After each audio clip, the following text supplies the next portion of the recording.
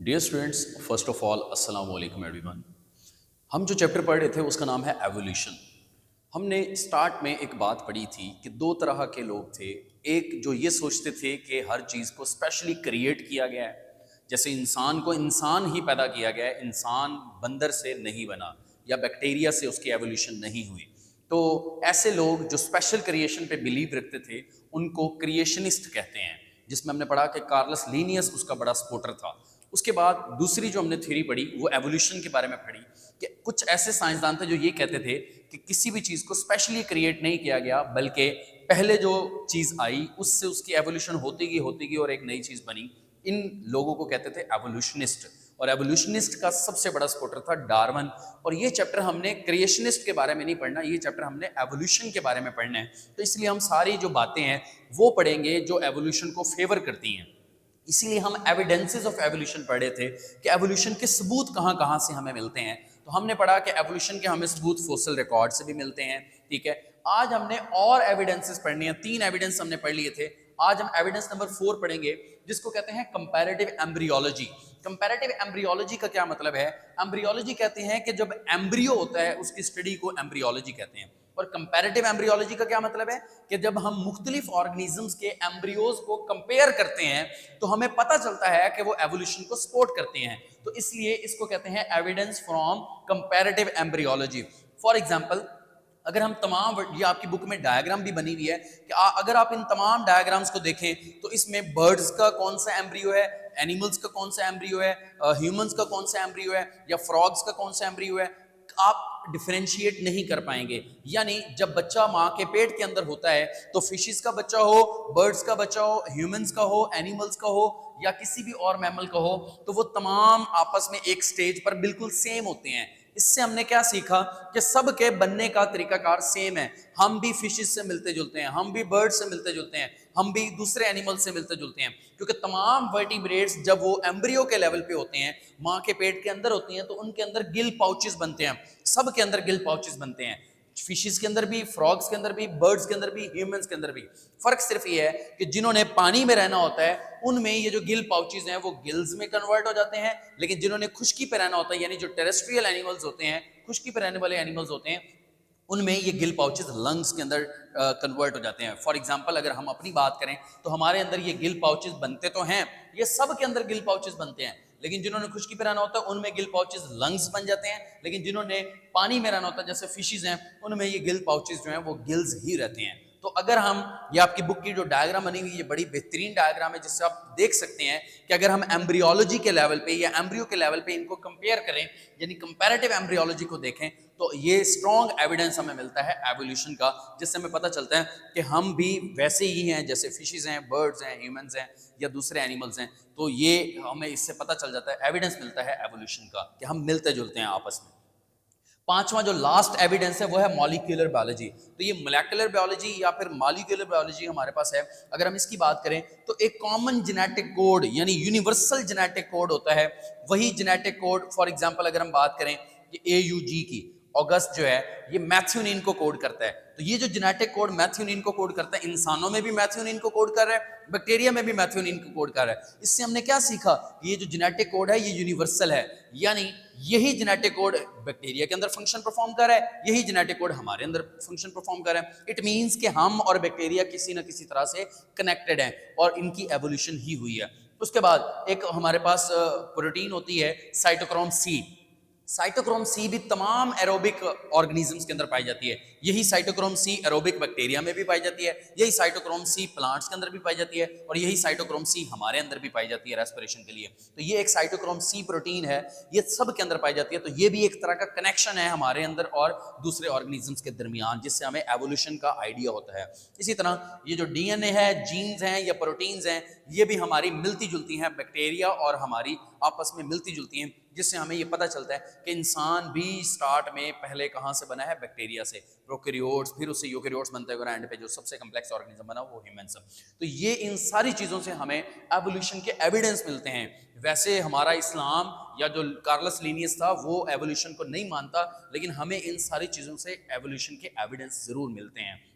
उसके बाद अगर हम बात करें तो ये हमारे पास एक लॉन्ग क्वेश्चन आता है, what are evidences of evolution. ये लॉन्ग क्वेश्चन आता है और इसमें 5 पॉइंट्स होते हैं जो आपने लिखने होते हैं। उसके बाद अगर हम बात करें सिलेक्शन किसे कहते हैं, तो सिलेक्शन दो तरह की होती है। ये एक इंपॉर्टेंट शॉर्ट क्वेश्चन है, what is the difference between natural selection and artificial selection. Natural का मतलब होता है कुदरती तौर पे, यानी कुदरत जिसको सिलेक्ट करती है उस प्रोसेस को कहेंगे नेचुरल सिलेक्शन, और जिसको इंसान सिलेक्ट करेगा उसको कहते हैं आर्टिफिशियल सिलेक्शन। आर्टिफिशियल कहते हैं मैन मेड, यानी जिस हर वो काम जो इंसान करे उसको आर्टिफिशियल कहते हैं। तो इंसान अगर सिलेक्ट करेगा किसी ऑर्गेनिज्म को तो उसको आर्टिफिशियल सिलेक्शन कहेंगे, नेचर अगर सिलेक्ट करेगी तो उसको कहेंगे natural selection. So what is the difference between natural selection and artificial selection.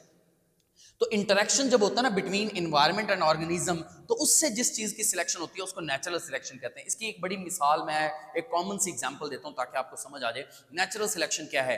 दुनिया में दो तरह के चूहे पाए जाते थे, एक व्हाइट कलर के थे, एक ब्लैक कलर के थे। दोनों तरह के चूहे पाए जाते थे। एक साल ऐसा हुआ कि बहुत ज्यादा गर्मी पड़ी, वो जो बहुत ज्यादा गर्मी पड़ी वो कुदरत की तरफ से बहुत ज्यादा गर्मी पड़ी। तो जब कुदरत की तरफ से बहुत ज्यादा गर्मी पड़ी तो व्हाइट चूहे उस गर्मी को बर्दाश्त नहीं कर सके, लेकिन ब्लैक चूहों ने उस गर्मी को बर्दाश्त कर लिया। तो व्हाइट चूहे क्योंकि गर्मी को बर्दाश्त नहीं कर सके, एक एक करके सारे मरते गए और एक वक्त आया कि पूरी दुनिया से व्हाइट चूहे खत्म हो गए।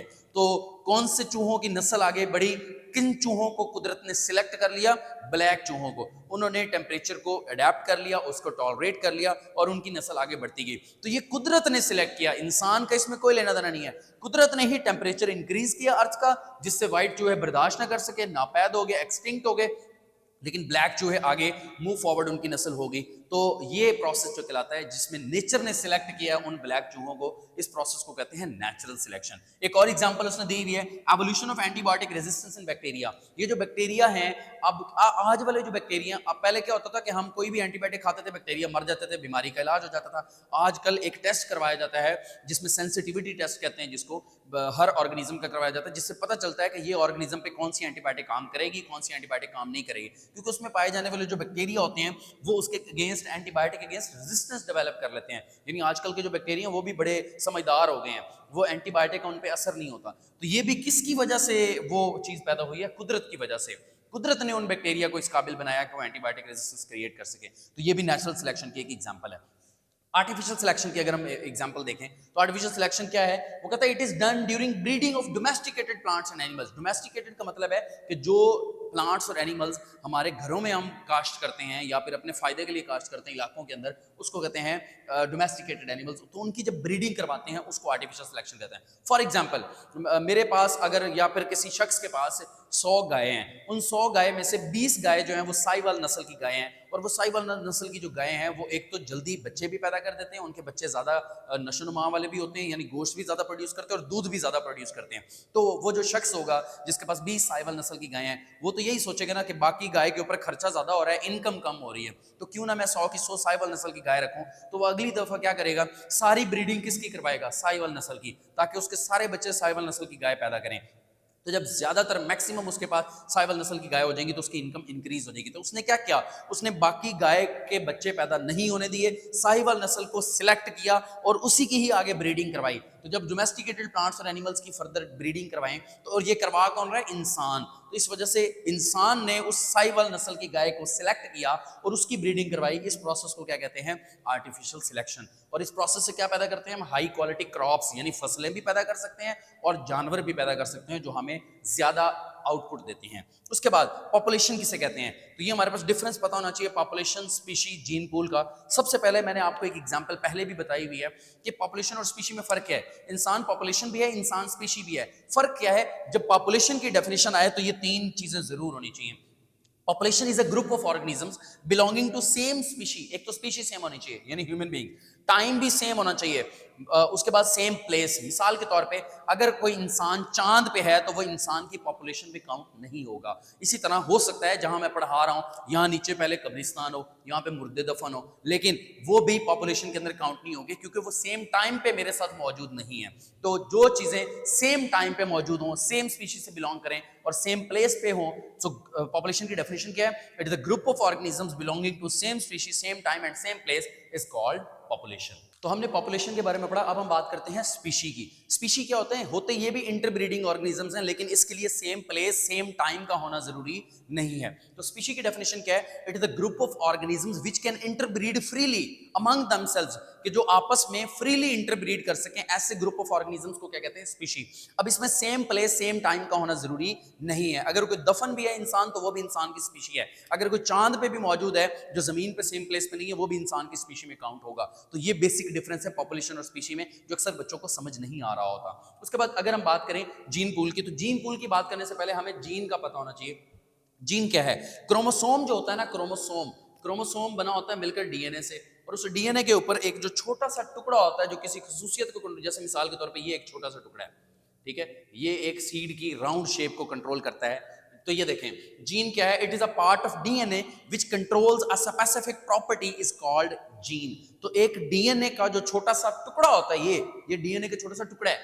डीएनए का छोटा सा टुकड़ा जो एक स्पेसिफिक खसूसियत को कंट्रोल करता है, उसको कहते हैं जीन। और जब तमाम पॉपुलेशन के जीन्स को मिला के एक पूल बना देंगे तो उसको कहते हैं जीन पूल। इसके लिए हमने पहले एक थ्योरी भी पढ़ी थी चैप्टर नंबर 22 के अंदर, जिसको कहते हैं बीन बैग जेनेटिक्स, जिसमें एक साइंसदान ने ये कहा था कि आप एक थैला लें, बैग लें और उसके अंदर मटर के दाने डालते जाएं जितने जीन्स आपके पास मौजूद हैं। तो जितनी भी वैरायटी के जीन्स हैं वो मिलकर एक बैग के अंदर बीन्स बन जाएंगे, तो इसको कहते हैं बीन बैग जेनेटिक्स। तो जीन पूल कहते हैं किसके हैं? पूरी पॉपुलेशन, चाहे कोई अंग्रेज है, चाहे कोई अफ्रीका के अंदर रहने वाला है, चाहे कोई एशिया के अंदर रहने वाला है, चाहे कोई अरब ममालिक के अंदर रहने वाला है, तमाम चीज़ों के जीन्स जितने भी हैं, तमाम पॉपुलेशन के अंदर मौजूद ऑर्गेनिजम्स के जितनी भी वैरायटी के जीन्स हैं, अगर हम उनका एग्रीगेट ले लें, उनका मजमुआ ले लें और एक पूल बना दें तो उसको कहते हैं जीन पूल। तो जितनी भी हमारे पॉपुलेशन के अंदर जीन्स मौजूद हैं, so total aggregate of genes in a population at one time, कि एक वक्त पर, यानी इस वक्त जो जिंदा हैं, तो एक वक्त पर पॉपुलेशन के तमाम जीन्स का जो मजमुआ है उसको जीन पूल कहते हैं। और उसकी एग्जांपल क्या है? आपके पास जो थ्योरी उसने दी थी वो कौन सी थी? Bean bag genetics. उसके बाद बात करते हैं अलील के हैं हमारे पास। तो ये जो जीन होता है ना, ये होता है ना, suppose capital R small R, तो ये जीन है।